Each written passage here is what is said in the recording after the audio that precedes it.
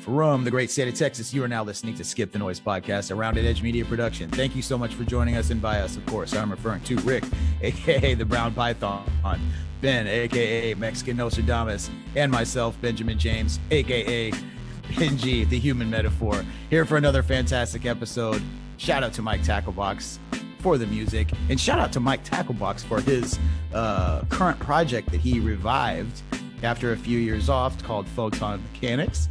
They recently played a Cinco de Mayo show at the House of Blues right here in Houston. Nice. So shout out to him, man, for keeping it going. Yeah, keeping the music alive, man, in the spirit of, you know. I'm pretty sure what some of the audience members went to that show because of us. You know, they hear this music on our show. Maybe they go visit. Yeah, dude. That is very possible. Nice. And I'm glad to be back, guys. I really did miss you. That's right. We did. We missed you. It was pandemonium. Dude, we kept it. We kept it to the T. You know that email you sent us with the itinerary of what to talk. I mean, me and Ben, we kept it to the letter. Yeah, very man. structured. I mean, we did not deviate at all from that. So. No, I have to say, except for that last section. Oh my god. We talked about Myanmar and oh yes, reggae music and did you? Yeah, you did. Oh yeah, we talked about all that stuff. That's hilarious. No, but what made me laugh, and I have to say, no, first of all, y'all did a great job. It was a very, and trust me, I listened. Oh yeah, I listened very carefully, sir, because I had to make sure that there was no fuckery.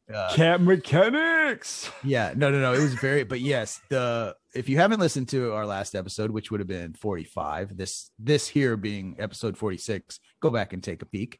Oh no. We're saying this is 45. Last week we said that was like a special one-off because 45. You weren't here, right? You weren't here. We'll see. Well, 45 and a half. To stick with the but it's still going to go down in the books as 46 on the you know what I mean, how it gets labeled. But in the books, I have to say that was in the books. That was one of the one of the most weirdly accurate sort of off the cuff description of something that I might say that I was like, what the fuck? You've known somebody a very long time where they can just sort of on the fly be like, you know what Ben would say if he was here? And for it to be so almost realistically, like I laughed about the fucking cat mechanic for about 10 minutes till my cheeks were fucking sore, because I was like, that sounds exactly like some kind of fucking concoction. Like maybe I was recapping a dream I had or something. I was like, that sounds about right. Dude, I've known you for 30 years, bro. No, I know. So yeah, I got your stories and your metaphors down. Well, what it indicates is that you're very tuned into the vibe. Yes. And it was a very accurate sort of like reprojection of what I put out there. So that was entertaining. Hey, all you Skip the Noise listeners, I've had 30 years of these stories and these of the human metaphor. I can come up with a whole genre of stories that he can write. I mean, it would be amazing. You've hung on the rails here for 46 episodes, and you think you've heard even a fraction of what I have to offer in the terms of stories. We're not even kind of turning around the corner. But you know what? We're not here to talk about my fucking bullshit cat stories that I might tell, that are weirdly accurate. What we are here to talk about is what's going on in the world, at least for the first half, and then it'll kind of unravel itself, and that's where the real fun begins. So, but to kick things off, Ben, you want to get started on this moratorium, man? So with the pandemic, obviously, the idea was to put a hold because the economy is not stable. People can't reliably make income in a situation that's not necessarily their fault. So, thus, the result was, hey, let's hold off on evicting people from their homes. That's not fair, blah, blah, blah. That's kind of the summary of it. So what's going on now, Ben? Well, so basically a federal court just knocked down that whole eviction moratorium that the federal government was trying to basically enforce everywhere. So, just like Ben said, just to recap, pandemic, no one has money, everyone's fucked. So, they're trying to keep people from being thrown out of their homes. It probably in a good effort to prevent like mass pandemonium and people freaking out, the whole you almost probably say collapse of society if everyone got kicked out of their houses because, of all the people that lost jobs. Anyway, so a federal court has completely knocked down that whole moratorium and basically is allowing landlords now to make the moves they need to evict tenants. So this is a big deal. I mean, to me, I think it's, being the, of course, liberal component of this whole discussion, I guess I may sound a little more callous towards this, and I don't mean to, but to me, I can kind of see, why you should end the moratorium, right? Because of people's businesses and things are part of that. But at the other part, you have to, I guess, the humanity, the other part of myself that sees the rest of it sees like, you just can't start kicking people out of their homes because this is something that's dangerous. The home, a person where they stay, whether it be a house, apartment, wherever, that's just like your stable building block of what you do daily. So to me, it's just kind of, I think it's a bad move. But my esteemed colleague here will probably differ. I do differ. I do. I think I think it had to end.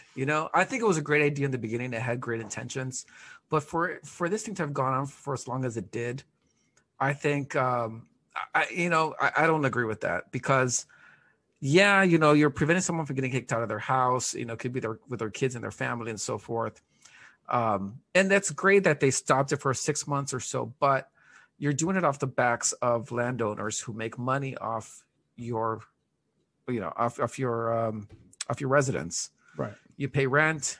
And these guys, they use that money not only for themselves, but they use it to maintain their property. They use it to keep their property values up. And if this goes on for too long, you're going to have property values decrease. That house that you like, that apartment complex you like that no one's paying you for is going to become a slum pretty soon because you can't maintain it.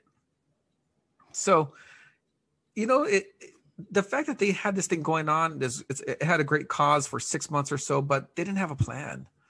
Nobody had a plan on how to get these people back to work. People thought, I'm going to trash the Biden administration, warning everybody who gets triggered. I mean, Biden did some jobs with a stroke of a pen. You know what I'm talking about.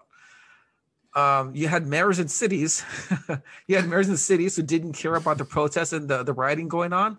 Jobs leave. They don't come back. Businesses get burned down. They don't come back. And yet we're asking our landlords to subsidize all that. Okay. Right. We're asking. Yeah. So there's no plan. I see what you're saying. Right. It's so. While this was a misguided policy, I guess we could both concur on that, right? It was misguided. It had good intentions, but misguided. There was no end date. There was no plan. Right. You can't give people free rent forever. Right. It is even as liberal as I am. But my thing is the government has been such a failure to people during this pandemic. Oh yeah. At some point they have to back the play, right? They have to back the American people. I mean, whatever side you're on, be it whether you're conservative or liberal, the government on both ends has completely pooched this shit. I mean, this is probably the worst reaction to this situation, right? It was blown out of proportion. It's been utilized by local governments to control, blah, blah, blah. It's been a really bad situation.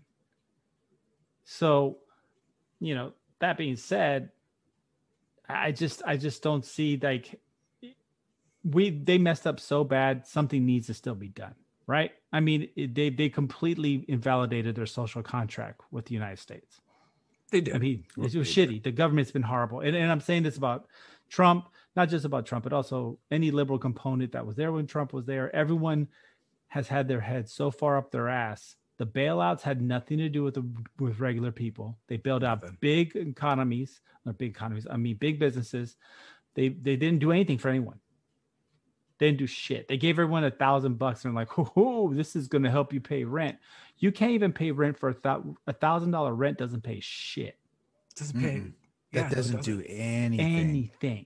So really, I mean, that being said, that's why I really think that people don't need to be kicked out of their houses because society failed them so horribly. Shuttering businesses, destroying lives, doing so many different things. You know what I'm saying? That's the only reason I really think to. Well, here's the thing also. The federal government passed these stimulus bills. They're in the trillions. Gave everybody a measly $1,500, which, by the way, when you give everyone $1,500 in this country, it doesn't cost trillions of dollars. Where did that money go? Exactly. Right. Exactly. Right. Why did they? Why aren't politicians? I mean, did they really think that landlords were going to just not evict people? I mean, think about it. They're subsidizing this. It's not the trillions of dollars coming out of Washington that are keeping these people afloat. It's landlords. They're keeping these people afloat. So yeah, man. I mean, the government failed miserably. I mean, it should change. Everybody in that Congress should be turned over for someone new, and there should be limits, even with Supreme Court justices. I mean, there should be a huge reform in government. No, I agree. Anyway, there should be limits on everything. Everything. And this is another example of how government failure, like both of y'all pointed out, there was no plan, there was no time, and with any idea like this where you're going to support the people by implementing something like this, there has to be a time. You can't just say it can't be indefinite, because right. At some point, obviously, like both y'all pointed out, fucking landlords need to collect their money. They're running a business. They have to survive. You can't just think that it's going to go. So what this shows again was that let's get out of let's put a Band-Aid on something now, because that's what we can do now. Right. And just like the stimulus was more of a political, let's keep the people from freaking out. Because what does it really do? Like, that money could have been used. Right, I mean, as much as it's like, dude, I got a stimulus check, so I'm not like, whatever. Like, I bought Bitcoin with mine. I didn't even get one. Fuck y'all.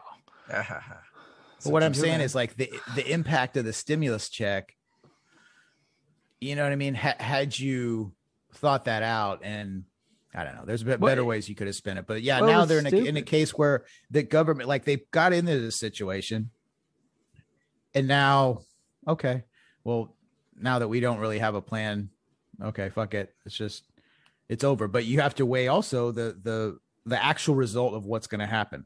Let's say you do have these like mass evictions. Like, I don't know what the numbers are, I don't know the statistics, but that's a societal problem. Now that societal problem is going to cost money too, right? So it's not like the money doesn't just go away, or like the need for the money doesn't just go away. The landlords make money because they get another tenant in there that's going to pay them. They kick people out on the street.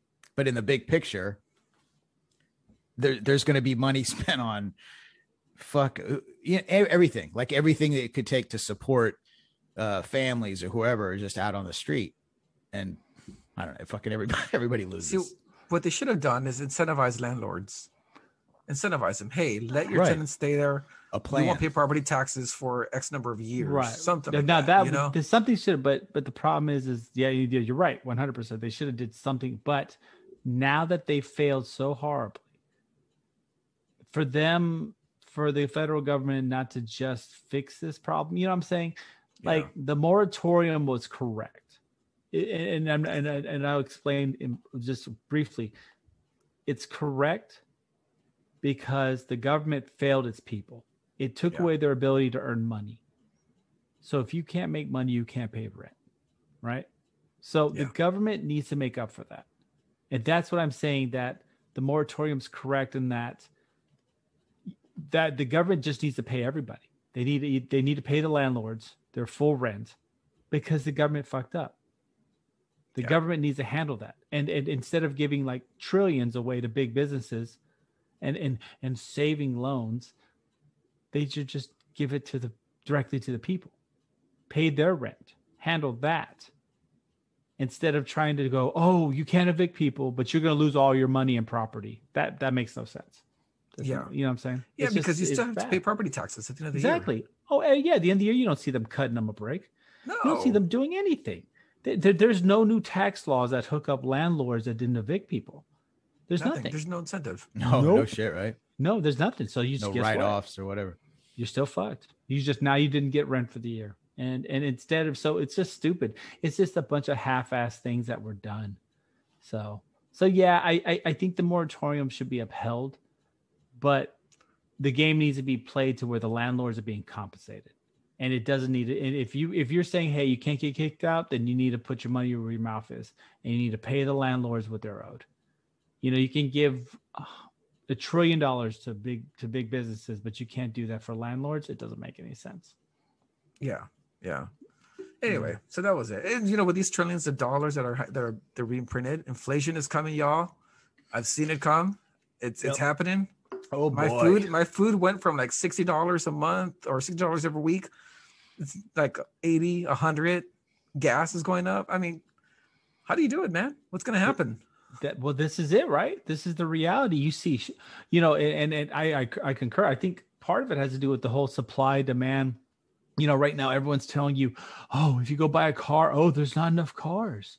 That's why they're all marked up now. Or you know, there's a chicken shortage, and like you know that we could be running out of chicken. All raw supplies and things are supposedly being held back, so they're jacking up the price on everything. But guess what? Yeah. When those raw supplies come back, do you think the prices are going to go back down? No. Nope. So guess what, assholes? We, like you said, we have been tricked into this inflation now. Because it's just like if you go and buy an ice cream every day for a nickel, right? And then let's say the next day it's 25 cents. Like, whoa, what the fuck is that?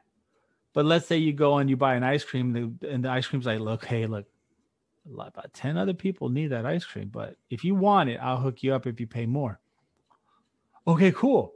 But then what happens when the ice cream machine gets restocked completely? It's perfect, and you're still paying more. We just fooled ourselves into inflation, guys. Okay, so let me ask you a question. All right, so yeah, you're right. Once supply gets met, prices stay up, but then competition drives it down, right? No, but that's not how our system works. Not when in regards. Or is it now because now you have a whole bunch of just certain corporations now. No. You only got like 5 real major corporations, and there's no reason for them to bring their price down, right? Well, no, but yeah, because of the 5 major consumers of all goods. I mean, we were talking about you have Walmart, you have all these people that are major purchasers. So yeah, I mean, true. So yeah, that is true. You know what? That actually, I'm sorry. That's actually I have never even thought of it from that angle. That's a wonderful point. The fact that there is no reason the competition is typically what drives prices down. Exactly. That's a great point. Think about that. Now? So since they're a monopoly, there's no real competition. So prices will continue to escalate because they control. Oh, that's fine. COVID killed the small business too, man. There's no competition from small business. No. We know, you know what? Walmart killed small businesses a long time ago, bro. No. Okay, no. Think about no. Think about where you live before and after a Walmart came. Before there was a bunch of tons of little stores and little things. After Walmart comes, all of them are gone, except for the nail salons and stuff in front of the Walmart that everyone goes to. Walmart kills small business. So no. Walmart and Amazon kill small business. Yeah, exactly. Yeah. They killed them. So that's what I'm saying. It's not about mass mandates. The businesses were already fucked anyways. And some, unfortunately, that weren't. They killed the malls and everything. No, but that's because Amazon and Walmart. Yeah. So you only have like 5 major corporations that control that's smart, man. The entire supply chain in America. And once inflation goes up, the prices go up, and now supply is met.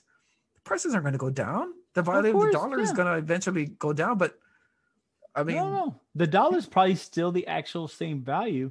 But like you said, we have been monopolizing prices in this country. So yeah, I mean, you have the same grocery trains, all that shit. So yeah, that's nuts, man. That's nuts. But yeah, so basically, it's checkmate, brother. Yeah, we're fucked, guys. So get ready to pay $25 for a loaf of bread and shit like that.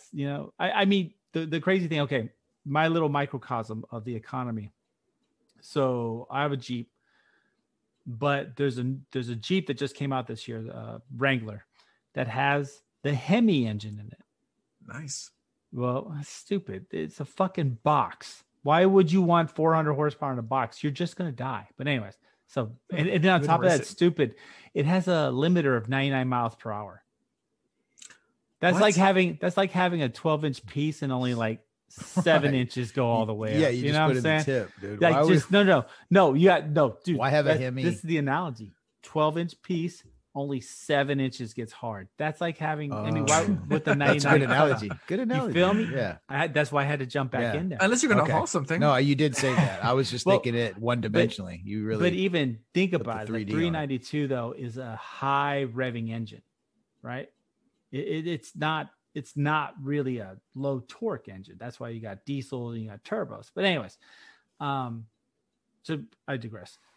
The MSRP, which is ridiculous already, because there's a lot of stupid people who drive Jeeps, including me. What are we looking at? MSRP is 73,000. Hey, the last five. What the fuck? Right, I wasn't 73,000. Wait. So first off, we all know that this is stupid, right? Shut the fuck up, Rick. Fucking tripping me out. Fucking rich motherfucker. So this is the fucking rich. 73,000, right? Guess what? The last 5 have sold for $100,000. Oh, so this is a horseshit vehicle. It really is. That's selling for $100,000. That's inflation. We're being. Everything costs so much more now. I would say at least 20% in a lot of sectors. I mean, look at the house market, right? Oh yeah. Think about it. If you sold your house now and try to buy in the same neighborhood, it would get way more difficult versus when if you bought a couple of years ago, right? That's how much values have gone up. I mean, it's crazy, guys. It's crazy.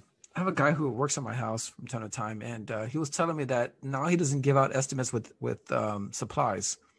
The only thing he gives out estimates for is for his labor, because if he gives it out with supplies, it's going to be too damn high and it's going to discourage people, and they're going to think that they're lying, that he's lying. So he says, "Look, I'll tell you what, I'll bill you for my labor, and then I'll bill you.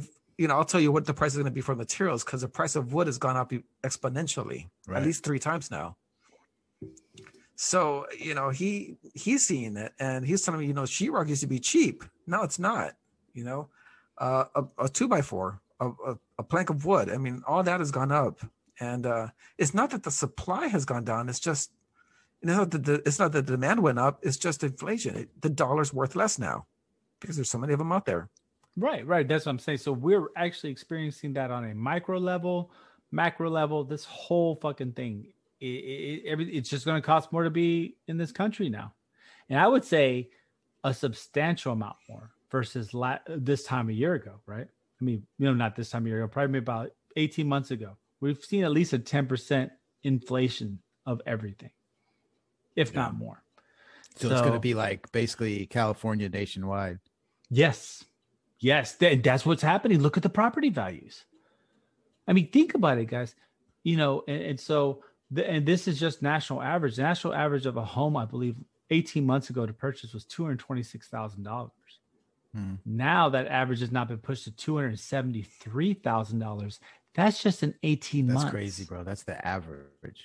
Damn. So the average went up $50,000 in 18 months. That's almost a 17 to it's somewhere like 17 to 20% increase. Right. And guess what? And property taxes too. Your property taxes. Yeah. Everything. So that to me, that's man. It's kind of spooky, bro. I mean, we might end up like Mexico. Or here somewhere else like that. Maybe even worse though, because we're not built. Not that this is kind of a rough hold up. I don't no. Here's but this is kind of a conceptual thing I'm sort of working out as I'm saying it. So here's something, right? So obviously we've talked about this on the show in California, Skid Row and the fucking tents everywhere. That's pretty much the poster child for the fucking living nightmare of like these tent cities and shit. Los Angeles and blah, blah, blah. It's like ground zero for all that. Well, I mean, the thing is, it's not just there though. Like it's fucking here too. Right. In Austin. Yeah. Fuck Houston. Fucking Houston too. Not to the degree. Yeah. Not to the degree. Fucking like LA has 250,000. Oh, no. That's what I'm saying. Like LA is like, that's the thing. But what I mean is the point I'm getting to is that's not, I mean, homelessness has always been a thing. It's not a new concept, but the what the hell, the commonness of it. I was trying to think of a damn adjective, but so in other words, that's going to continue to increase because we don't have, there's no fallback. What am I trying to say? Like, so not that there is in Mexico, but there's not like a homeless, like, I guess what I'm trying to say is there's, you know, you go to third world countries, right? There's like shanty towns and there's like these communities. Yes, well, that doesn't really, you know what I mean? But those are actual communities. Yeah. Like the favelas, like in Brazil. Favelas in Brazil, right? Yeah. Say what you want about them. They're drug-ridden, crime, blah, blah, blah. But they are a community. Yeah, that's structures. Right. There's something there, right? There's an infrastructure. It is a community. You're talking about like the Hoovervilles, the Shantyvilles, everywhere, like in these poor countries. Like if you go, like you see, you know, like in Liberia, you see like there's normal areas, and then there's areas where people basically put like pieces of cardboard and tin together. Right. They figure, they just threw some 2x4s and and you know. Especially like in like dirt the outskirts floors of like Mumbai and places like that, where like people literally put plastic together and that's their home. Right. But here, so for that regard, this is kind of think about this. This is weird. This is where it gets different. There's nothing like that here because of how American society is set up. Therefore, our version of that at this point is goddamn tents. You get a fucking academy.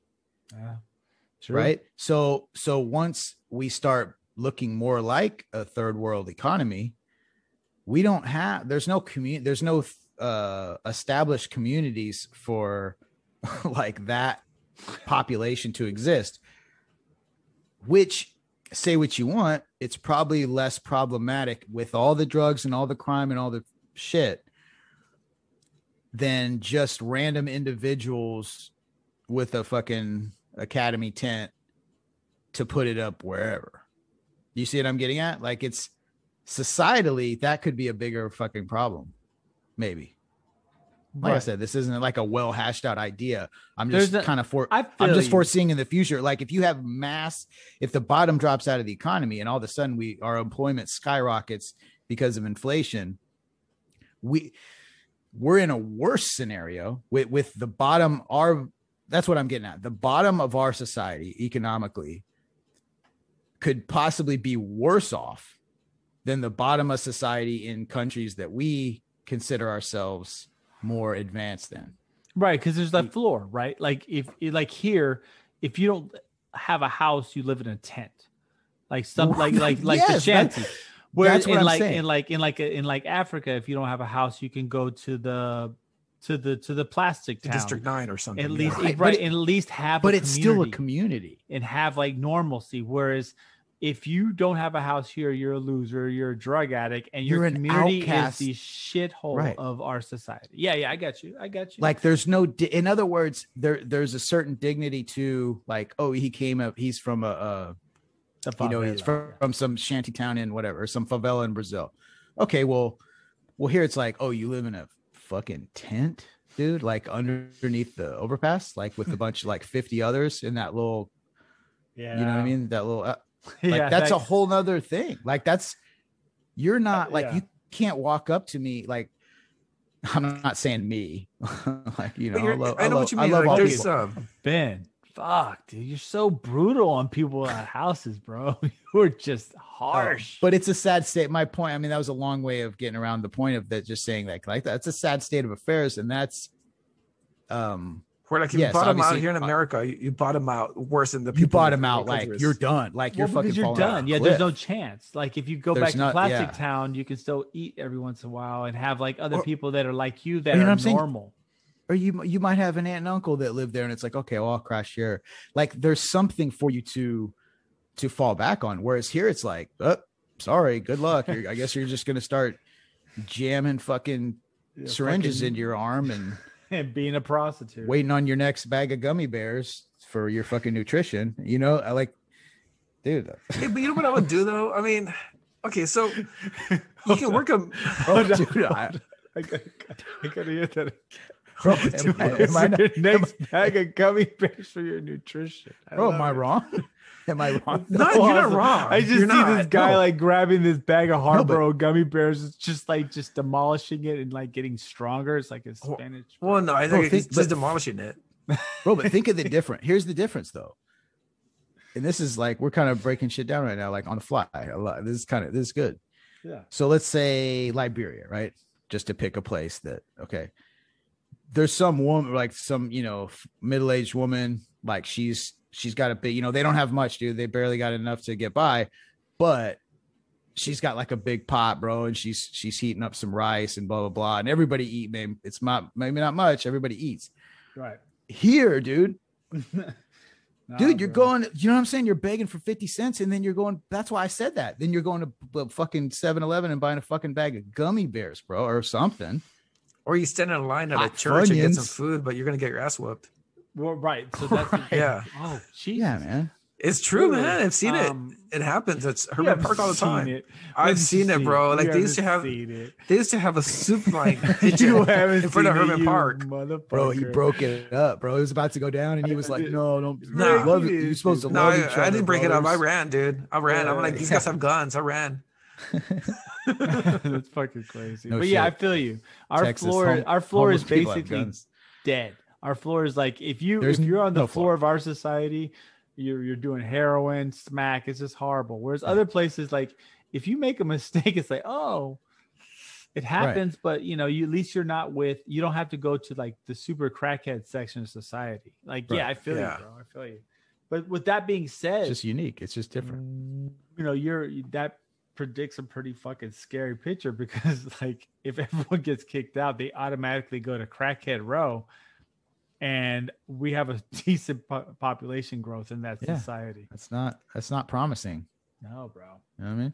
Not You know at what? all. They do have shanty towns here in America, though.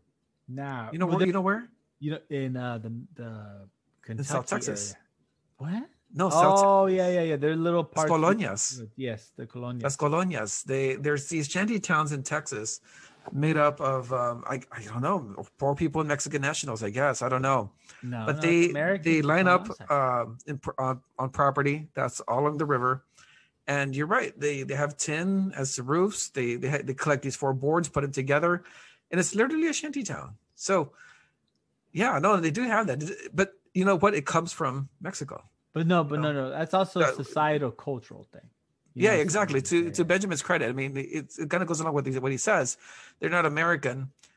They bring that shanty town over here to America because that's what they know, but they don't live in tents. Right. Yeah. Right, but it's also that's the good thing about, and I'm not trying to exactly. espouse the greatness of Mexicans or the nationality or how amazing of a people we are. I would never do that. As I said it in a good way. there I said it in a good there way. are They're rumors that resourceful. we're the missing 12th tribe. But anyways, all I'm what saying the hell? is just What the hell's a that's 12 what happens. tribe? Fifth column for 12 tribes. Dude, I'm what saying, the- but culturally though, we are supportive like that because, like Ben said, we have a society that understands that. That's what culturally in Mexican society, it's like there's good people that you would still talk to from the shanty, but how many people would you talk to from Skid Row? No, nobody. Exactly. You know what I'm saying? But in Mexico, it's like, oh, where they live? Oh, they live in the shanty or whatever the area would be. Yeah.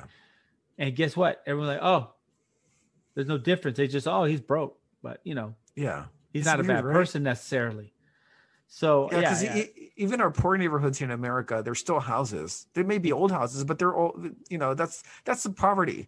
But then you hit rock bottom. From that point, you go down to rock bottom and you're living on tents now. Yep. There's And no that's the middle. problem. There's no middle ground. You're a camper, essentially. You're a camper. Like, yeah, you're you go just- from Well, not living even in this that, bro. impoverished old house to Yeah, man. camping. Now you're a camper. It's nuts. Anyway, so yeah, that's So done, yeah, man. fuck, man. So are we all? So guess what? All the Skip the Noise listeners, just get some tents. Get ready because get pretty that- soon get that we're part all set gonna up. make. We're Yeah. gonna have to make the Skip the Noise shanty town. So So be ready for that. That actually sounds kind of dope, right? Like, maybe like Burning Man or some shit. I'm telling you, bro. It's can't gonna be wait, awesome. actually. We're gonna, you know what? For our first, I'll be honest, I'm kind of looking for. I think that sounds badass. Jesus Christ, Skip Ben's the like Notion praying down. for the economy to just explode, and he's like, as soon as it goes out, you know, the funny part, Ben can pay his mortgage, but he still acts like he can't, and he just runs out with this sign, you know, skip the noise shanty town. It's like Here, look, he this puts is my that first dream. piece of plastic down. My dream come true and shit. He's like, he's so happy. Nice. Oh my god. Oh, this is the best. This is the best town ever. So yeah, I mean, yeah, guys. So get ready. But moving on. What are we looking at? I think. Yeah, what else do we have in the agenda, Benjamin? Oh well, we could talk about so South Carolina out of nowhere. Oh, at least in my mind. So you know, I mean, we've progressed as a country when it comes to executions. How we kill people? Yeah, I feel like on the spectrum, we've taken a turn, maybe with the interest of humanity, a little more humane over the years. You know, we used to hang people per execution. Then it was firing squad, electric chair, gas chamber, lethal injection, which seems to kind of be the standard now. Well, South Carolina, for some reason, is they've got a vote on the table to bring back the old firing squad. Oh boy. Which I don't know. And I'll be dead honest. Yeah. This came up in the news, and this was kind of news to me. I didn't know that this was a topic that was a brewing. I didn't know that there was people that were advocating for this in South Carolina. You know, you would have thought it would have been something that would have started here. You know, as gun crazy and you know, and execution crazy. We have a reputation for being here in Texas. You would have thought, hey, our own beloved state would have been the genesis or the not the forefront of this rejuvenation. Yeah, the rejuvenation for this technique. But it seems like South Carolina is on their own little mission to get things back to the way they used to be. Maybe that's what they're shooting for here. I don't know. Dude, I'll be honest. This just seems all kinds of fucked up. Do this, man. I can't do it. I don't know where we going, bro. Oh my god! Let's just talk about how fucked up it is. That's the reason it came about. You guys laugh it up. I'll instruct the audience as to how this came about. The reason this came about was because there was a shortage of pentobarbital around the country, and companies that usually make pentobarbital don't want to sell it to prison systems because they're going to use it to kill people. And apparently that weighs heavy on their conscience for some reason. I don't know why, but yeah. So that's how that came about. Now, my concern is that when the price of a bullet goes up, okay, they're going to resort to stoning. All right, that's what they're gonna do. Whoa. You know what? I don't think. Okay, look, your direction on how things lead from one to the next are really broken because I don't think it's gonna go to stoning. Why not? After that. What's after? Okay, Bro, I think beheading. I think there's at least beheading between those two. No. Check it out. Hear me out on this. There's a reason I came up with stoning. Motherfucker in a black hood. Exactly. What happened was. You went from like lethal injection to throwing a projectile at somebody really fast with a gun. Oh, but what happens when that bullet costs more money now? Now you're just going to take a rock and just throw it at them. There you go. Same concept, but just slower. Not the progression. Why don't they just hog time and beat them? I mean, if it's a money thing, why don't they just fucking bludgeon them with a bat? Right. I mean, I don't understand why people have to throw rocks at them. Like, I don't understand. I'm so confused. It's like, whoa. You can kill him without having a group of people toss rocks at him, unless you get Andre the Giant to like fucking throw some big old stone to whack him out the first ride, dude. I don't think it's cost effective. Like, I don't think this is proper management, like at all. Well, anyway, so you know that okay, so the pentobarb was not being sold to these prison systems for this purpose. Yes. So I've actually been approached by several prison systems to supply them with this stuff. Really? Yes. Really? And every time that they come up, I bring it up in the meeting. I'm like, guys, do you guys want to do this? It's a lot of money. And it's always, half of the people will raise their hand, the other half won't. And then there'll be a debate. They'll be like, well, if you want people picketing outside our establishment, that's true. Go ahead and do it. That's then, true. my wife, she's Buddhist or whatever. So she's like, you cannot make money off killing people. It's bad karma. So, yeah, it's always a no. It's usually I wouldn't say she's on a stretch. What do you mean? Her logic's pretty tight, pretty dope. Here's the thing too. Yeah, I'm definitely not officially Buddhist by no means, but yeah, I think I'm with her on that one. As I guess you can't make, you can't. It's not honest money. If I were to make this stuff for these prison systems, right? But what the flip side is, you're providing justice and closure for another family. So maybe you're doing something good. That's my argument. I don't know, dude. Man. Dude, no. Okay, look. It's a little you see a bullet maker, right? A bullet maker thinks, oh, okay. If you make a bullet, it's almost kind of the same concept, except that we make trillions and trillions of bullets. So your bullet that you make may not necessarily kill anyone. Yours is a little bit more like, that would be a little more direct stream there, bro. It's like it's gonna kill someone. Yeah. Well, if you make bullets though, are you sitting there thinking like, oh, well, these bullets I'm making are for fathers who have a household of children to defend their home. Well, okay, but yeah, exactly. A lot of these belong to, you know what I mean, organized crime members who are whacking people. Exactly. Or whatever it is, or they're, So that's what I'm saying. Like, where's your whatever you supply the prison system isn't going to be used for any good purpose. Like, there's no like, oh, hey, this guy has some seizures, so we're gonna give him a little penthol to calm him down. Like, what is it? You never know. Are we in the 60s? What the you want to throw some leeches on them? But like, yeah. So everything you're sending them is gonna kill someone. So yeah, dude, that's too much blood. There's got to be at least a little separation. Is it too much? Really? Too much blood in your hands. What if it's a lot of money though? What if you can charge, $400 or $500 for a vial of 50 mils or something? Dude, guess what? Dude, that's the beginning of every horror movie is whenever something is a lot of money and you're doing something bad for it. That's a lot of horror movies. That's how they get started. Rick's like, what do you call it? What's that Nicolas Cage movies where he was like the arms dealer? Oh, God of War. That was it God of War? I think it's Our Lord of War, or something like that. Yeah. I know exactly. That's Rick. Rick's the god of execution. Man, but we've been approached by several states. Yeah, of course. Damn, that's dope. Like, yeah, we could have already built the compound. Yeah, right. If you had accepted that, shit. You'd have like 3 strippers behind you, and you're not even looking at them, and you're still throwing money at them. Exactly, man. I would have been like, "Oh, it's time for another rain." Here you go. There you go. Let me get back to the show. Hold on. There you go. Shut up. Lower the music. That would have been like the type of money. She'd be like trying to hug me right now while I'm talking to you, and I'd just be throwing money at her, like, "Get the fuck away from him."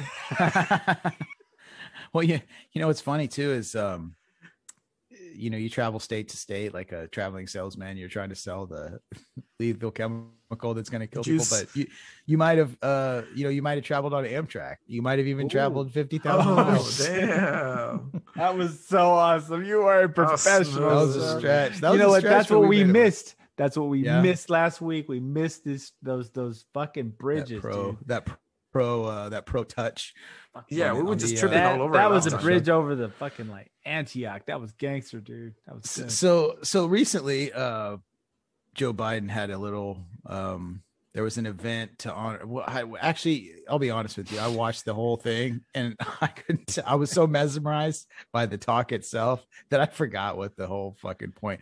He was basically, here's what it is in Benjamin language. He was bigging up Amtrak. That's what he was doing on a microphone because he's the president. And his whole pitch was like, fuck Air Force One. I ride Amtrak. Like it was pretty fucking ham-fisted. Like I rode how many miles, Dave? Did I ride 16 million miles last year on? If you do yourself a favor, if you like to laugh, if you like to laugh at absurdity, like I do, matter of fact, nothing makes me laugh actually harder than just some real pure Watching real life Joe Biden. Absurdity, like watching the president of our United States, political alignments aside, the person himself on a microphone. 46, which is 46th episode of Yeah, so see, this is our a little synchronicity, as I like to always bring up. But anyway, yeah, he's on the mic, and it's a 4-minute ramble that takes some interesting turns. One of them is I'll just do some highlights. I'll do one, and then I'll let Rick kind of take it from there. He says sentences, and then he puts them together, and they kind of make sense. You need some imagination. Oh yeah, it's like free verse. It's free verse poetry, really, is what it is. Like open mic, like slam That's poetry. What it was. And so he goes, yeah, it's not really a story. It's just sentences in sequence. Non-sequitur. So he's my favorite part is when he somehow the crescendo of the whole movement, he gets into a thing where blah blah blah. It's like some guy he knows. The driver comes in, the driver, yeah, and he's like, "Hey Joey," and he reaches and he grabs my cheeks and he says, "Hey," and he almost got shot because it's Secret Service and da da da. And I'm not kidding, dude. It's so weird. Please go on YouTube and search the Joe Biden Amtrak speech. Go ahead, Rick. I'm sorry. So no. What happened was he was trying to tout about how much he uses Amtrak. He said that as vice president, he had the option to go use Air Force Two, but instead he rode Amtrak to go see his mom. Okay, and because of that, he must have ridden at least 1.7 million miles. 1.5. 1.5. Don't start adding fucking miles on there, killer. Jesus. It's not like he cares. You fucking anyway. 1.5. Calm down there. His claim was 1.5. Okay. Exactly. But Joey and the Amtrak said it was 1.7 million. Okay. He goes, no, you must have ridden at least 1.7 million. And then so anyway. Come to find out that the article later tells you that Joey died like maybe 2 years before he became vice president. That never happened. Oh, his mom died, 2 years into his vice presidency. So he didn't make it out to his mom like in 2012 or 2015 when he said he would. The story doesn't make any sense when you realize that the people that he's talking about weren't around. At the time that he said he was talking about. So was he talking to ghosts? Is he making this shit up in his head? Who knows? Look, guys. Really, the answer to all those are yes. Y'all really want to talk about speeches because there's so many wonderful, grand things that our former president did on the mic. I mean, the dude had like 4 strokes in front of people at least. So no. What I'm trying to see is, would you trust Joe Biden to take your order at a restaurant? No, he's gonna fucking get it wrong. Why bro? You're like it'll be close, bro. It'll be close. Okay, it's not gonna be close. I'm gonna order pizza. He's gonna bring me like an ice cream and like some strawberries. No, you're gonna order pizza. He's gonna come back with barbacoa, even though they don't have barbacoa at the restaurant. Hey, look, bro. That's the quirkiness. Okay, we want a quirky life, right? We don't want some fucking maniacal maniac trying to kill the world. You want someone a little quirky. No, man. No, you want someone competent to run the world, man. Well, that hasn't happened in a long time there, Rick. So come on. We got to work with what we get. Either you get the quirky guy or the guy who I want to start race wars and like, Well, at least the guy has a plan, dude. It might not be the best plan, but it's got a plan. Well, dude, Mein Kampf was a plan too, bro. But some plans suck. Say what you want. It was a plan. It was a plan. Say what you want. It was a plan. I'm pretty sure Trump wrote that. I mean, I was think, pretty fucking evil. I think but it was Trump went back in time and gave that to Hitler. But I mean, seriously. I mean, what are you gonna say? What are you gonna do? I mean, this guy, he speaks in mashed potato, dude. I mean, okay, dude. I agree. Okay. I agree.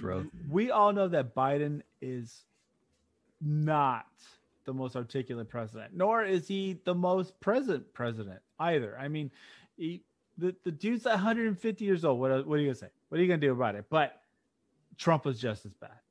Trump did so many dumb things on microphones. That was the whole 4 years, right? I mean, he was incoherent. How many times he told people to inject bleach? He did not say that. Yes, it was taken out of context. No, was it, dude? You watched the press conference. There's no taking out of context. Like, hey, I heard you inject bleach. I mean, dude.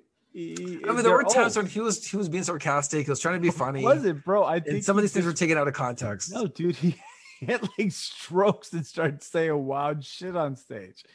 I mean, do you realize that it went from bad to worse? Because at least Trump made some sense, but this guy makes no sense. Like, I give you a point on that. He puts two sentences together, and it kind of makes sense, but they don't really correlate with each other. No, it's about Trump the same at subject. the beginning of his presidency was a much different person at the end of his presidency. And at the beginning, Trump could actually say some cool things. At the end, it was like, nah. And then, I mean, like, remember the video he made after the storming of the Capitol? That was horrible. That was the worst. I gotta say, his videos always look like infomercials. It's kind of weird. That was weird, but that's what I'm saying. So I don't know, man. I understand but we all know what he was, right? He's a 4-year president, right? Who? Biden. They're going to try to put Kamala there. I mean, that's really what it was about. Well, isn't it weird? The Democrats talked about the 25th Amendment all through Trump's presidency, and then they elect this guy. Yeah. Oh, dude, I feel you. I thought with the way they were going with the 25th Amendment talk that they were going to have Andrew Yang or Tulsi Gabbard, someone coherent with like. Oh, fuck you, man. Fuck you. They need to go ride hard. Bernie all the way. Fuck all those other posers. Fuck this. We go hard in the paint. But Tulsi. They didn't do shit. Oh, I know. That's because you want to do. It's been a while. I think we need a break, actually. I gotta go talk about yeah. We started talking about Tulsi. Yeah. Could have been like 6 hours later. We're still sitting here. Yeah, we haven't talked about it. And y'all turned off your cameras. And we didn't even talk about, well, maybe in the back, What's that? talking about my ass. gubernatorial campaign for the state of Texas that was brought up episode 45. Oh yeah, so we tell the audience our plan. Well, you know what? We'll hit it in the back. We'll hit in the back. We'll hit smack that shit. We'll smack that shit in the back. Spread them cheeks. We'll hit it in the back. You know what I mean? Getting down and dirty. Nice. Getting down and dirty. Yeah. So someone wants a send. Yeah, that was a good first half. I'm glad to be back once again. And yeah, without further ado, man, let's just hit the music and we'll see you on the other side.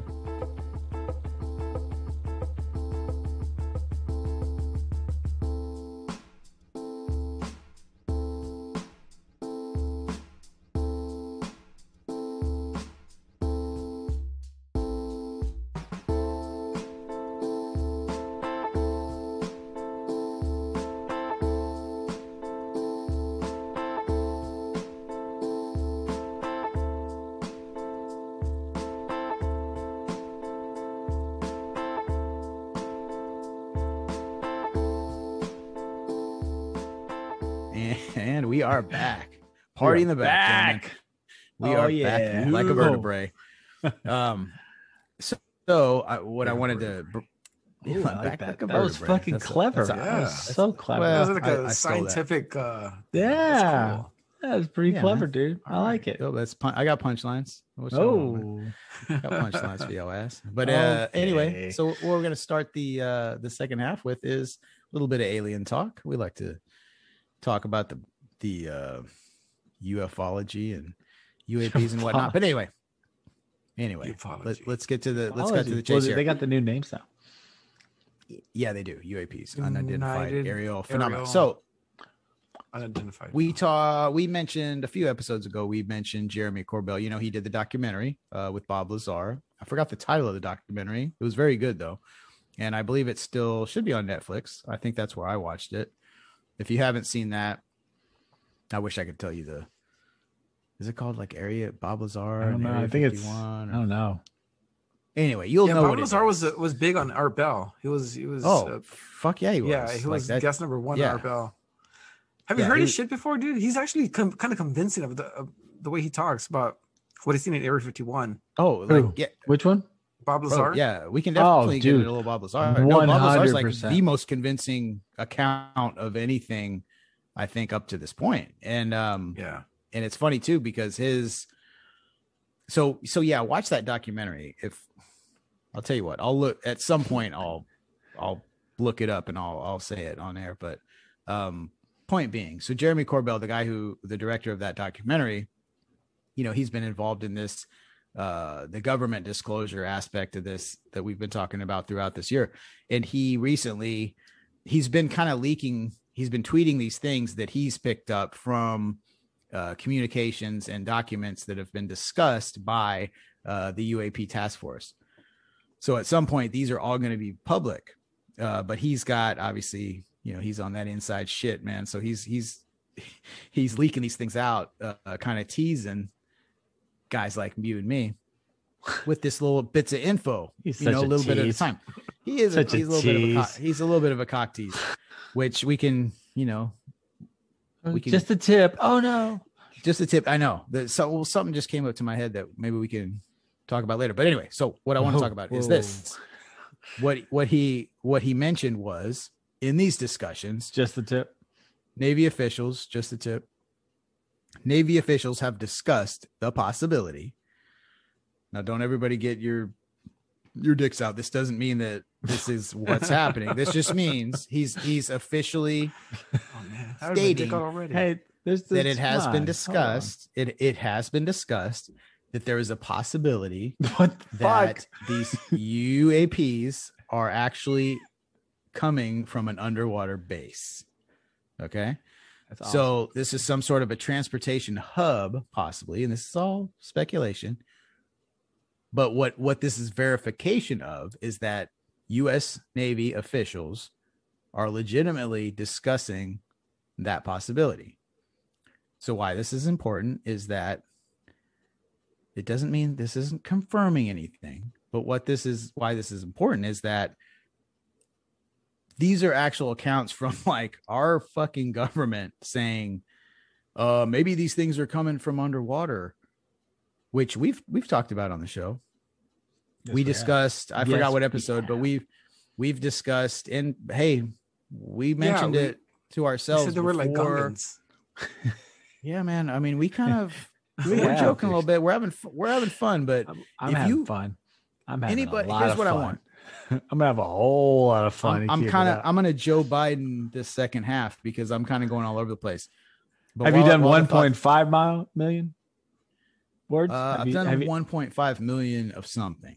Have you done? Have you done 1.5 million words? Would you say 1.5 million words or 1.7? Yeah, how many words? Like in my lifetime, or yes, in your lifetime. Wait, are we playing Scrabble or what was going on? A little bit of that. I think we're just having, we're having fun. I don't even know we're having fun with it because guess what? That's exactly how Biden feels every time he talks. So look, the more he feels lost and confused. Exactly. That was exactly our conversation right there when Ben was talking is how Biden's every second probably goes down for the rest of it. He's just like. Yeah, it's a simulation of a Biden speech is what we were just doing right there. It's kind of like a performance art piece entitled. It was. Yeah. Hey, but you know, the Europeans coming from underwater though, that makes pretty good sense because a lot of these things are coming to the Navy. I mean, the Navy's spotting these things on the sea all the time. Dude. And they're off the coast of California too. Well, exactly. I heard a badass thought about that whole thing too, is that the fact that they're they're drones from like a distant civilization. So basically they just report back about what's going on Earth. So that's why they pop up, they take measurements and go back down, then report back. Like that was like one of the little things I heard that I thought that was kind of cool about that whole fucking thing, dude. They take measurements, bro. They did, well, yeah. They go and they check out and see how big, Rick's, piece has gotten.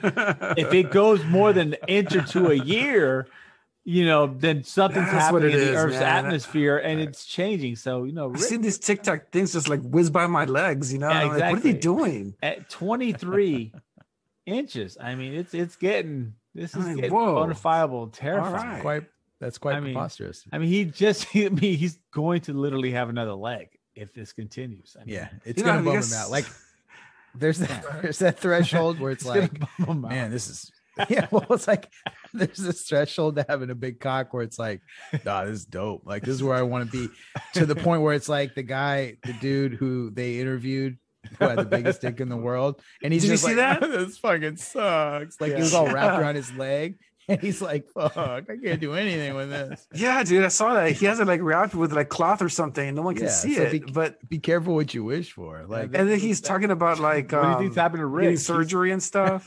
Yeah, that's Rick right now.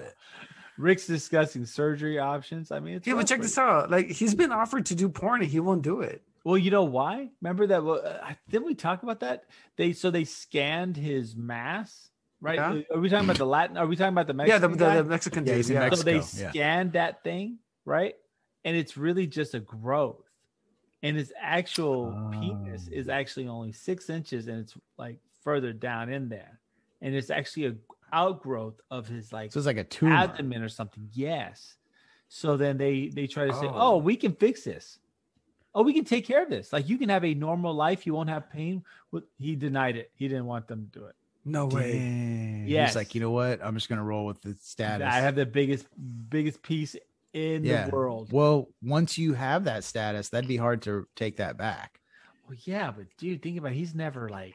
But you could use it though. Like you can't use it for good or for evil. Yeah, you can't use it though. It's not usable. I'd rather be average and be able to fuck than be like, I got the biggest dick in the world, but it's. But you can't do anything with it. You can't like finish ever. Or do anything. Oh, you can do anything. If it's 3 feet, like what are you gonna? Yeah, how are you gonna? Yeah, what are you gonna do? You can't blow loads. You can't dump clips. I mean, what the fuck do you even have one for? You'd almost rather take a really small one to dump clips than to have this massive fucking like destroyer. Jesus, Rick, you need to really start thinking about this, bro, because you're dangerously approaching this level. Well, man. And what's funny too is it's like you kind of feel like his whole existence is the vibe of like, Rick's, Rick's, the Brown Python's existence is like in a movie where the genie comes and is like, oh, what's a wish? I'm like, oh, I want to have the biggest dick in the world.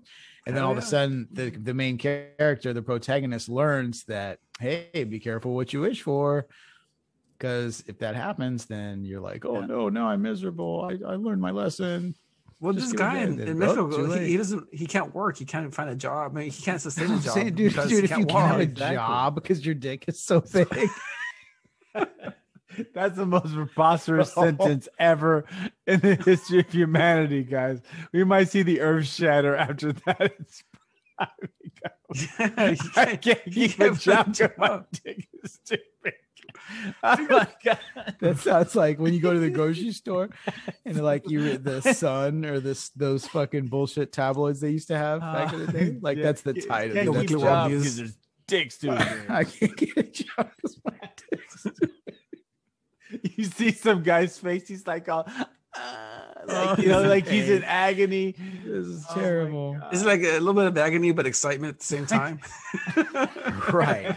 How big is it? Oh my god, dude. How heavily do you weigh bragging rights? Right? I mean, really, that's what it comes down to. If it literally makes you into like a ward of the state or an invalid, like, but you still got the biggest cock ever. Oh. Well, speaking of aliens, I know. But this underwater aliens. shit. Yeah. Well, yeah.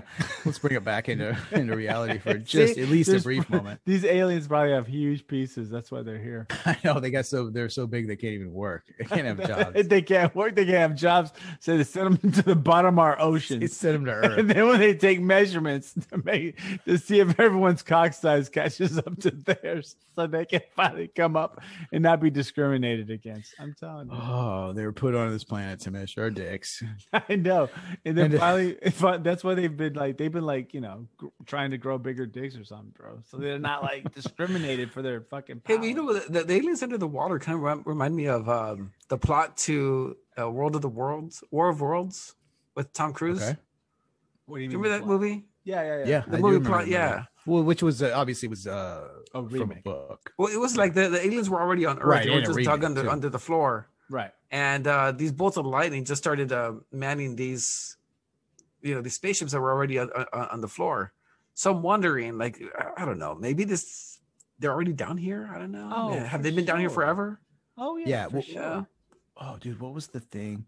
Yeah, well, that's the thing. They could have been living there the entire time. Well, not only that too, but like so this has all That's come a- up recently in the mainstream media, but this isn't a new concept by no means. At all. Underwater, right? Or UFOs originating in water. That's not even a new concept. There's books. I can't cite the actual references off the top of my head, but yeah, there's been whole books written about that shit. Sometimes they go that whole Atlantis thing. You know, they start like trying to skate towards that. Well, Atlantis and there's even a concept. term, like naval, vessels have reported what they call USOs, not the USSO show. Oh no! Nice. They got Marilyn. They got like Marilyn Madonna with her Monroe cones and shit. shaking. You know. Yeah, exactly. Marilyn Monroe shaking her cans, shaking her. Yeah, shaking her. That's for the Shake it, baby. For the old before boys. Me Too. Yeah, for me too. Before. I thought you Yeah, said man. Before, you know, for a second I thought you said before you two. I was like, oh, no shit. But yeah, Yeah, before Me Too, you know, you could holler at the girl who was singing and be like, "Hey, show me your tits," and now you can't say that. Okay. Anyway, I don't think you can't say that anymore. That didn't work out the first time either, though. I don't think. No? Too many chicks, Oh, yeah. well, they never do, but you know, Yeah. at least they But know. yeah, At but least they there's know. It's an option. It's an option, but there's even a term, USO, unidentified submersible object. Oh, that's crazy. Where Well, people- it's yeah, there. yeah, Is so- that a real thing? Yeah, no, Okay. that's a real term. So yeah, there's definitely been sightings. They don't get as much, it's not in the public conscious the same way that flying objects are. Right. But yeah, there have been many throughout the history of this phenomena, many reports of water-based crafts, Crazy. emerging in the air and stuff. Just like, so the videos that we were talking about a couple episodes ago, the one from 2004, and then there was one from like 2000, a little bit more recent.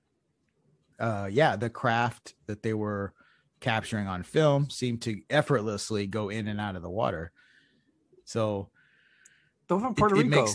It makes sense. Yeah, That's right that there. one. Yeah. That's one. We talked about that one time. Yeah. Have you seen the video, dude? That thing that just like it's doesn't lose any speed going in or out. crazy. Doesn't Well, lose any speed. Well, that's reality. So, but and like Ben said, like this is not a new concept. I mean, so of course, going through the numbers, 80% of our oceans have not even been explored, right? We have, anything below certain pressure thresholds, we can't even go down to anyways because it's too expensive unless you build specialized equipment to handle, the pressures at those zones. I mean, easily, there could be a whole civilization down there and we have no idea. Right, we haven't even really scraped the bottom of the ocean at all. I mean, what happens if you do have civilizations that pressures and things of that nature don't do anything? Well, obviously, a civilization where they can create vehicles that can defy our understanding of physics. Right. Obviously, they can probably defeat that. Yeah. Yeah, they can contend with, or if it's on some other level, like Rick was talking about, where they're not even really operating in the same realm of science because they're They're not awesome. you know what I mean, like they're actually Awesome. they're interdimensional.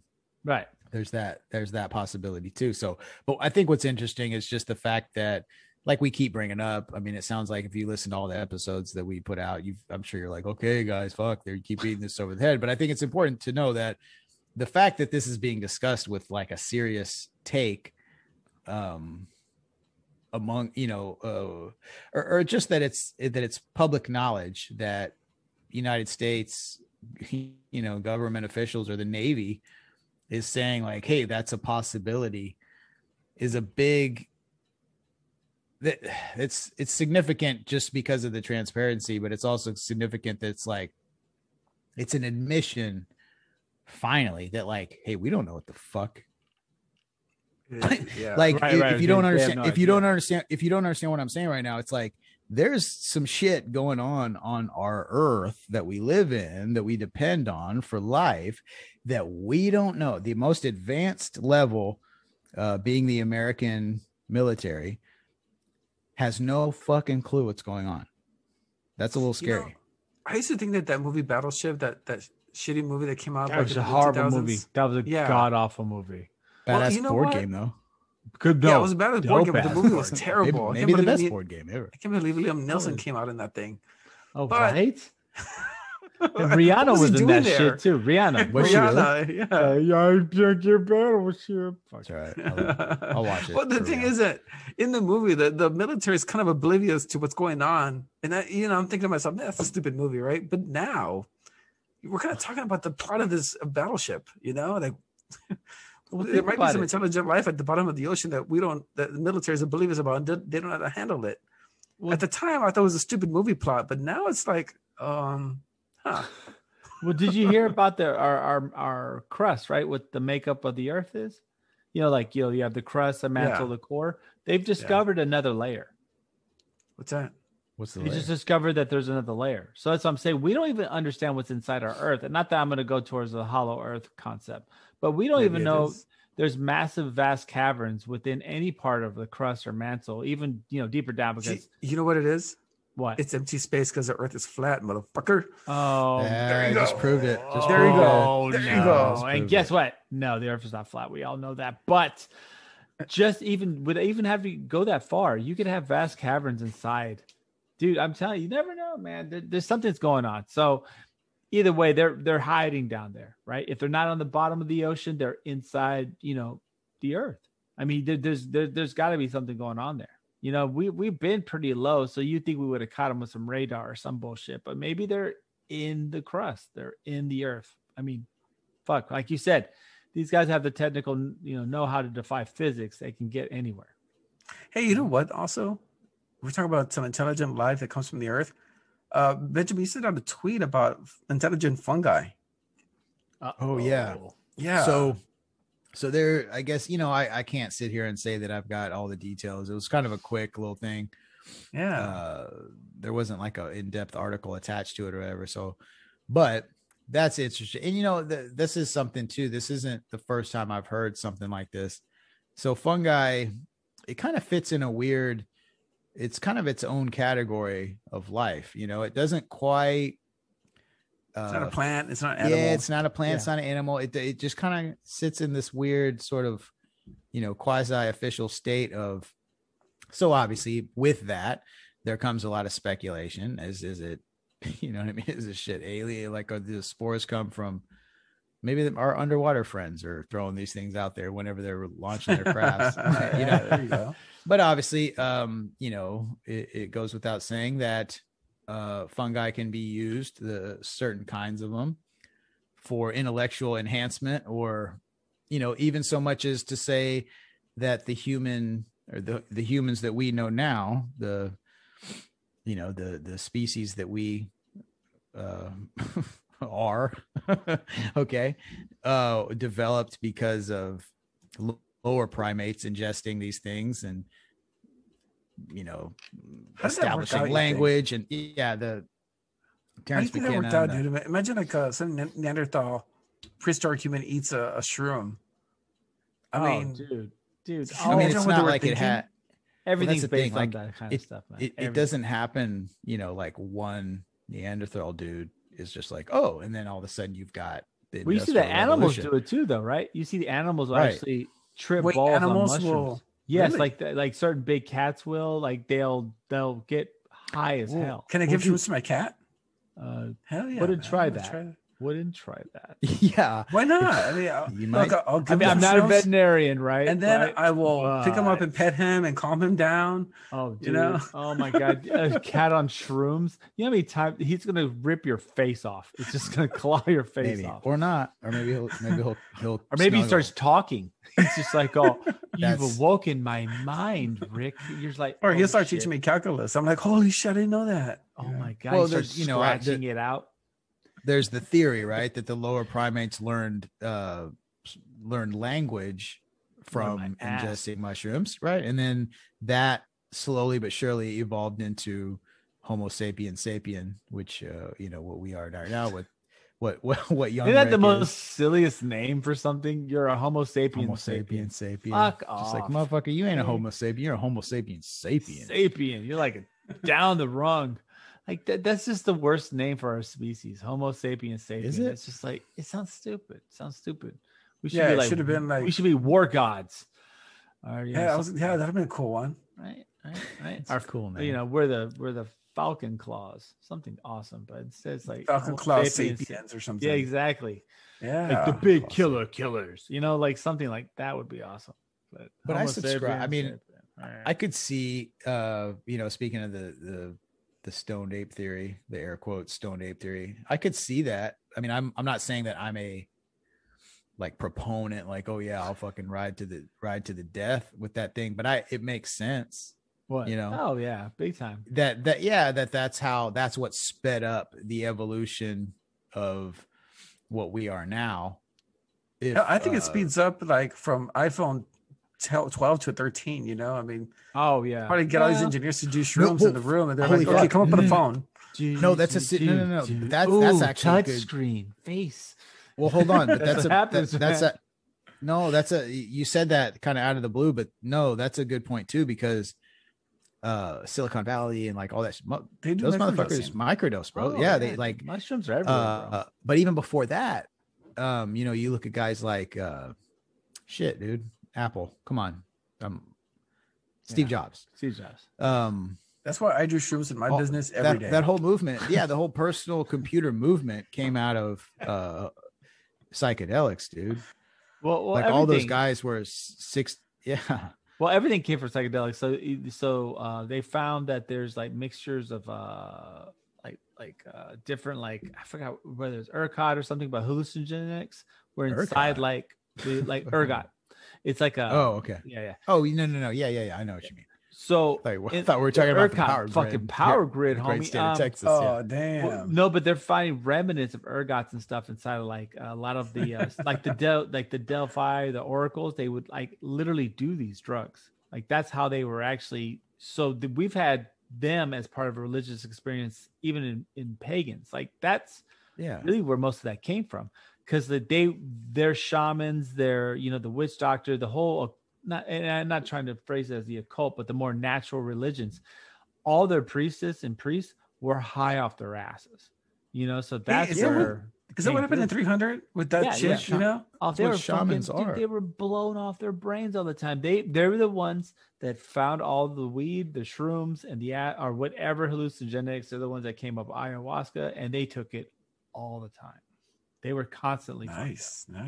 Let's do that. Well, there's whole religions based on, mushrooms. Well, all religions are based on mushrooms and drugs. I mean, really, that's what some people can, whether you attribute it to it being a real religious experience, or whether you attribute it to your mind making it because of the drug, either way, drugs are probably the only thing that's broken the strata of like our brains to actually experience like those crazy spiritual phenomena. You know what I'm saying?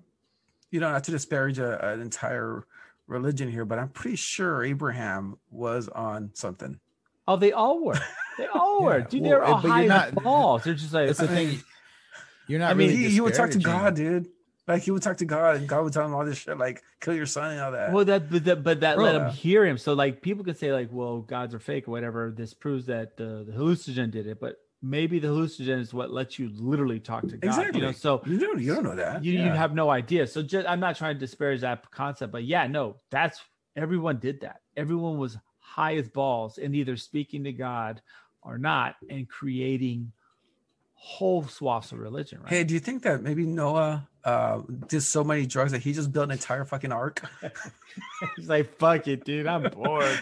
Let's do this shit. All of a sudden, like animals starts getting on. He's like, fuck it, this is cool, bro. I like these animals. Whoa, he's just still building an ark. You're like, what are you doing? I'm just building a fucking ark, Hey, you guys see I should close the ark door? Oh, okay. Oh, there's water. Like God's like, it's look, raining. God was like, I had to do everything for this guy. I got like everything.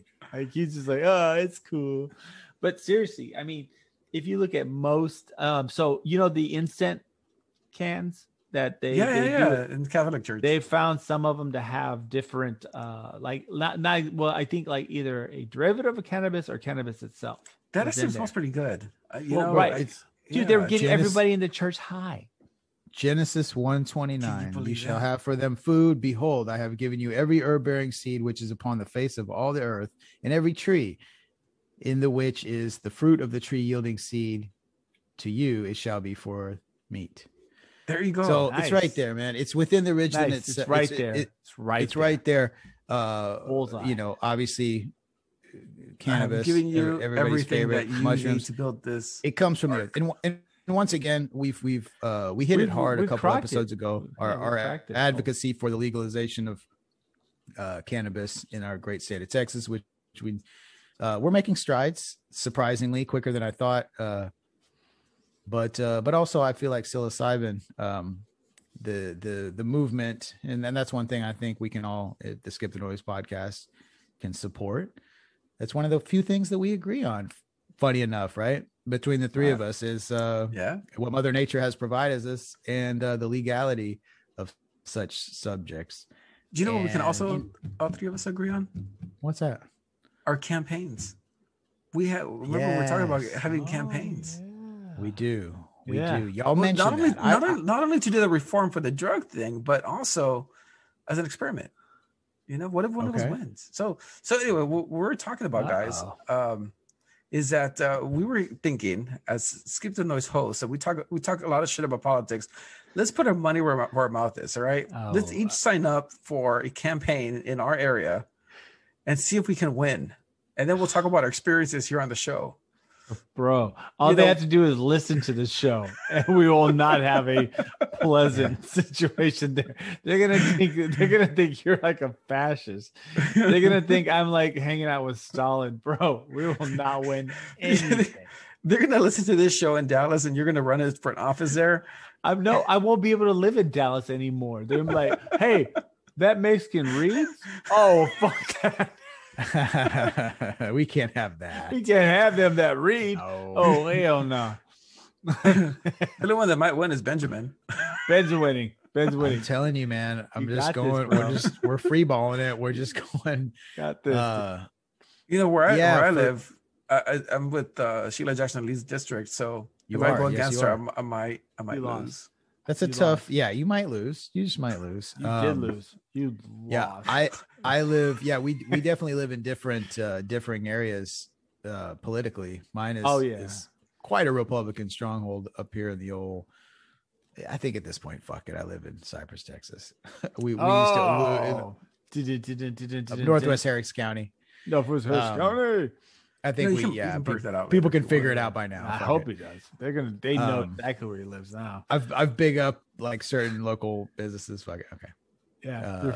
That's where that's where we're residing at right now. The Benjamin's compound out here in the burbs. So, why not just go for the whole enchilada? You know what I mean? You guys talked about the possibilities of Beto and the Lieutenant Dan Patrick running against each other, which obviously we've established ourselves as we don't like either one. No, fuck and that. Fuck that. Funny enough, shittiest election ever. That's another thing we're in unison on is hatred. Not hatred. That's a strong word. No, we don't. I fucking don't like him. Fuck him. We Beto hate pretty big time because we think he's a poser. Fucking poser. Ben had such a funny description of him last episode where he's sitting in his office. He's sitting in his office with a fucking sombrero. God damn, I can't even talk. Anyway, listen to that shit.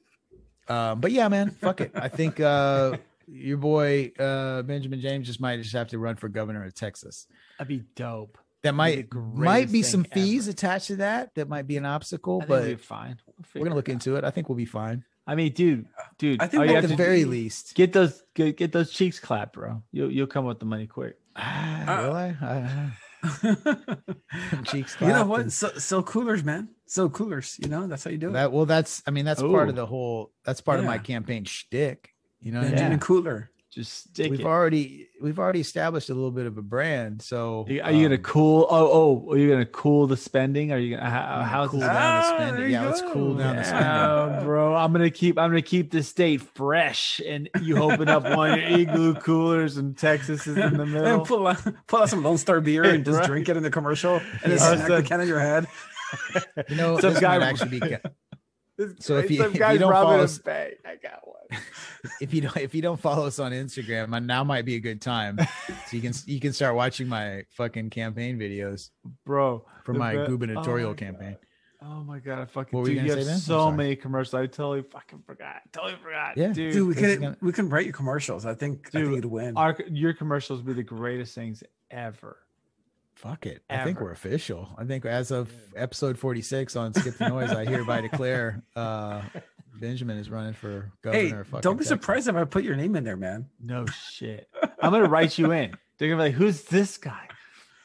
This is Benjamin James from Skip the Noise, man. Dude, seriously, you're running against the two biggest douchebags in humanity.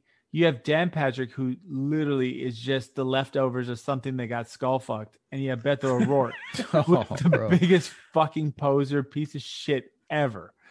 Dude, all you have to do is breathe, and you show up. Beat them both. I mean, well, I just think it'd be the exercise of it all would be fun, and not only that, I'm sure. I don't know. Do they provide? Would I be able to see? Well, what? Is it public record? How would I establish, or how would I own a copy of my total vote? Because I remember when Kanye ran, right? Like there were several states were like, yeah, Kanye got whatever, like 1,000 votes in Oklahoma or some shit. that would be fucking funny to see, like how many votes I could. It's gonna be rough. Get. It's gonna be rough though, dude. Well, it's gonna be rough. Like it's gonna be a rough one. I mean. Look, you got a platform, man, dude. All right, if I could, you definitely get the female vote. That's for sure. You get the female vote. Yeah, I think so. You would. There's a certain demographic I think we could key in on that one. and that's do they know how to vote though? That's the problem. We go right. The demographics. We'll show them. I'll show them. They can hit me up on Instagram. I'll show them how to vote. I bet you will show them how to vote. Right, we'll make sure. We'll make that process. You gotta show them how to vote in a booth and shit. How to pull the lever and process. Make it work. We'll explain that process very clearly. You're gonna show them polling. It's gonna be fucking nuts, man. But either way, yeah. So the potential is there for the campaign ads. I think that's a good angle. But yeah, I think we'll make a big fight for it. And this will be a. If nothing else, this will be an exercise in our own civil liberties. Can you imagine if you do campaign ads on your cell phone and put them on Instagram and you actually get hits? Like it's more effective than the television commercial. Dude, you should do shirtless pics. I mean, this is funny, but I think this shit's going down. I think we're shirtless actually doing it. Do like shirtless pics with puppies. Like every one of your fucking ads has you shirtless holding puppies. You'll win. Puppies. It's been the greatest thing. Shirtless puppies. Yeah, shirtless puppies also. You know what though? At the very least, my whole goal for this is to bring more ears to the show. That'd be dope. Because that's what I ride or die for is this fucking show. We joke around a lot. You see Benji like a fucking drive by. Someone talks shit. You just rolls up on him.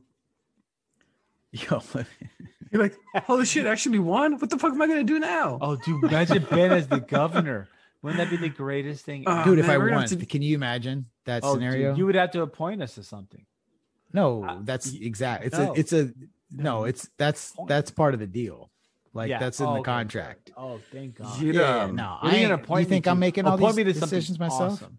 Point me to something fucking awesome. We're gonna point you to probably I don't know, control of money. There we go. Money and medical control. There. You can give Rick pharmaceutical. You can give Rick, dude. We're just we're gonna reestablish from inbreeding control. We're gonna make it. No, you know what we're gonna do? There it is. This is serious. This isn't even party in the back anymore.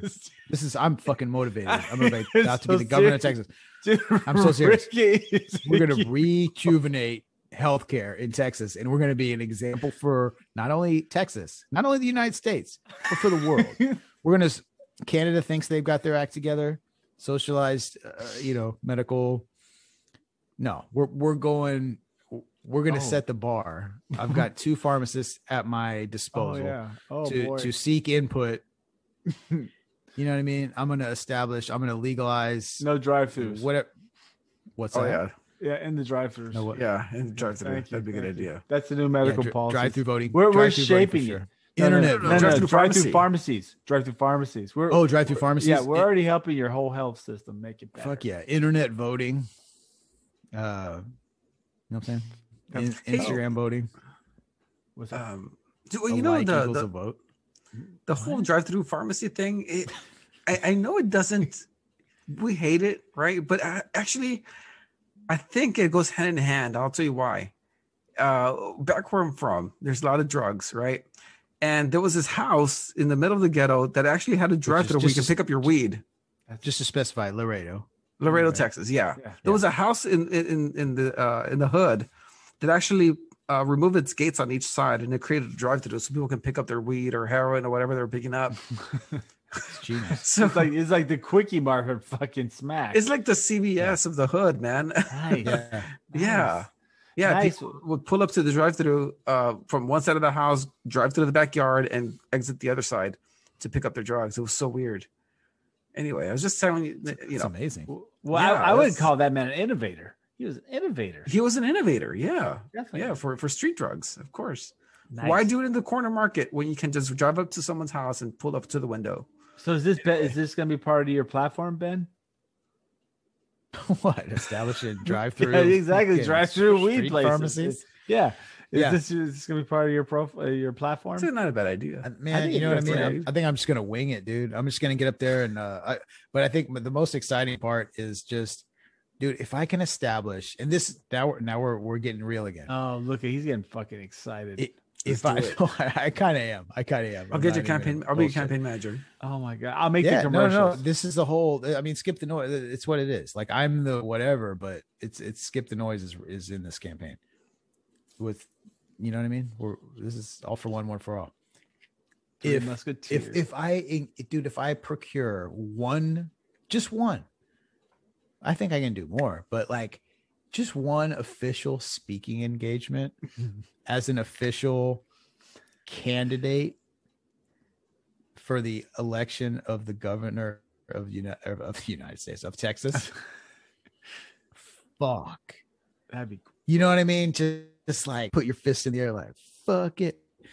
What if it's like I'm envisioning this whole fucking Happy Gilmore scenario, right? You're gonna be the golf ball whacker guy. I'm talking about like I'm involved in conversations about, one time, man, there was this cat that was in an alley. And this motherfucker, he asked me if there's any kind of nagging maintenance that I needed on my car that I wasn't willing to pay for. I didn't want to get done myself, but I just didn't want to spend that extra cash. He could hook me up, man. And we had this little conversation. He looked under the hood and he diagnosed a couple things, man. He diagnosed it. Bro, he said you had 9 lives, so he took out your brakes. 9 lives. So I was like, bro, I don't need fucking brakes, dude. That's just that's holding me back, dude. You know what I'm saying? I've never worn a fucking shirt in my life. I don't need Exactly. Dude. I ain't never had a job in my life. That's your campaign slogan, right? I ain't never had a shirt in my life. I ain't never had a job in my life. Elect me, motherfuckers, and get my first job. Whole campaign, no shirt. No shirt. Exactly as I'm telling you, no shirt. You probably still win though. That's the thing. And then put like a fake advertisement on your chest and on your back. Bro, we're getting publicity, one or the other. It's gonna help the show, dude. You should get like either way, get the noise painted on your back. We're getting downloads. Oh my god, this is so awesome. Yeah, like boxers, like when they get like Gold Palace or whatever. So like you just literally like when you're at that engagement, you just look away from the camera and you have your back pointed the whole time. Just advertise. We got this. Advertise it. We got this. So guys, I think this is genius. So anybody's got a little local business or something, you want to hit me up, you want to get a little real estate, a little action on your boy's back. A little action on you. Real estate on maybe a pack ass. Or something. Yeah, we're not going ass. I will have pants on. I mean, come on, this is trying to be professional here. This trying to keep it classy, man. This is coming from us. We're keeping it We're classy. trying to keep it classy, San Diego. Yeah, that's right. Governor of Texas, man. Think of that. Shit could change. Great. What happens if you actually won? I think that by itself would be the greatest thing that's ever happened in time. Right? Dude, if I got more than if I got more than 3 votes, Rick's not voting for you. I'm gonna tell you right now, Rick's not. I would fucking know. He's rooting for Dan Patrick. Yeah, he did. Wow, exactly. I don't want to throw away my vote, you know. Exactly. He wants to vote for the vapid soul that looks like it was just a borehole for like. I hate that. Wouldn't that be something though? You know, in all realness. So a long time when I was fucking 19 years old, I had this friend from Galveston, and he had one of his homeboys when they were in high school. He looked it up, and the regulations for running for the mayor of Galveston, you only had to be 18 years old and you had to like whatever. So dude looked it up and he qualified, and he's like, fuck it, dude, I'm running. He ran for fucking mayor of Galveston. And I mean, he didn't win. But to this day, dude, I remember thinking about that. And I was like, God damn, dude, that's fucking. I was always so impressed. Like that stuck with me to this fucking day. That I was like, damn. And you know what, dude, the guy, not the guy who ran for governor, but the friend that I hung out with, I looked him up years later. He ended up becoming a lawyer. And he actually ran for some political office. Oh, really? And I was like, I'll be damned. Yeah, bro. I was like, I don't know if he won or whatever, but there was like an internet trail of like him doing some speaking engagements, somewhere in Alabama, I forgot what office, but dude was running for some shit. And there was a couple of his little speeches like on YouTube and some interviews he did as a candidate. And the whole thing came together, and I was like, oh fuck, dude, that's badass. Like, just because essentially this one dude who was just kind of like, I don't give a fuck attitude, like, yeah, dude, I'll run for fucking mayor of Galveston. Like, fuck everybody. Nice. In other words, my whole point is like, yeah, for me, it's like, whatever. Like, I'm not going to be the fucking governor of Texas. But if my dumb ass, like, because I'm the way I am, and I actually would fucking do some shit like that, maybe it actually inspires somebody who's younger, who's got a little more life behind them, who actually does have some good ideas and says, you know what, fuck it, why not? Like, it's all about breaking down barrier. Like, maybe my role as a fucking human being isn't to be fucking Elon Musk, you know what I mean? It's probably established at this point that that's not the case, but I obviously am somebody who has a little bit of different, my brain doesn't quite work, I would say, maybe the way the average Americans works. I think that's probably safe to establish. Maybe fucking Texas needs somebody like Benjamin James to run for public office, just to put that energy. Yeah, shake it up, man, and put that energy out there. So we're joking. This is fun. This is party in the back, but fuck it. You know what? I think there's something to this, and I think maybe we'll just go ahead and do it. Doing it, bro. We're done. So with that being said, it's happened. Yeah, and here's what I want. So all the Skip the Noise listeners, not a whole lot of you, but the ones that are there, y'all are down, y'all are ride or die because y'all keep coming back. I've noticed that from the statistics. I can assess some numbers. Assessment. So I appreciate that. So y'all keep doing it. Keep telling your friends, though. That's the one thing I will encourage. Keep spreading around whatever social media you have. I would encourage you to share this program with them. I believe at this point, 46 episodes in, I don't think I'm cocky in saying that we have established a pretty quality program. Fuck it. I'll put that on my life. I believe that we have a very quality audio experience that we provide week to week. We're very committed to do so, and we've got big goals. And this is more than just a little podcast where we have fun. I really do think there's some shit behind this. So share this. I think it's important to share this for the state that our country's in. We talk about some of the problems our country's facing in this moment. And that's real shit. We have fun here on the Skip the Noise podcast, but there's real shit going on, guys.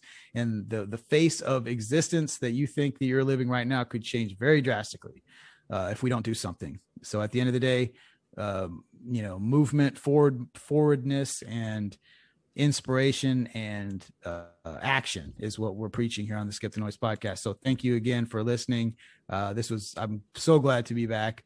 This is like my fucking life at this point. So being off for a week and just kind of putting in a little intro clip post production wasn't satisfying. I felt I just felt like something was missing the whole entire time. It sounded a little Bill Cosby-ish.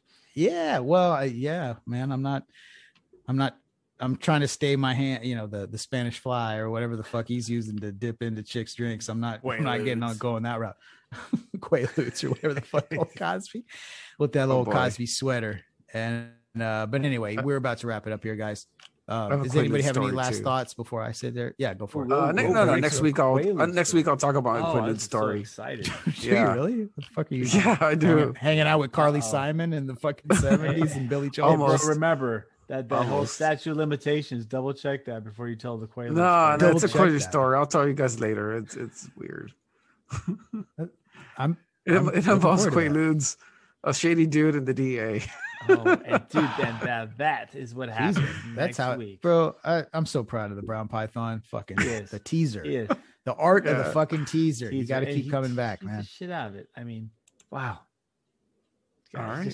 So listen to the faithful tunes of a young and illustrious Mike Tacklebox as we lead into the outro here, guys. It's been another fabulous week. We've had fun. Everybody take care. Stay safe out there.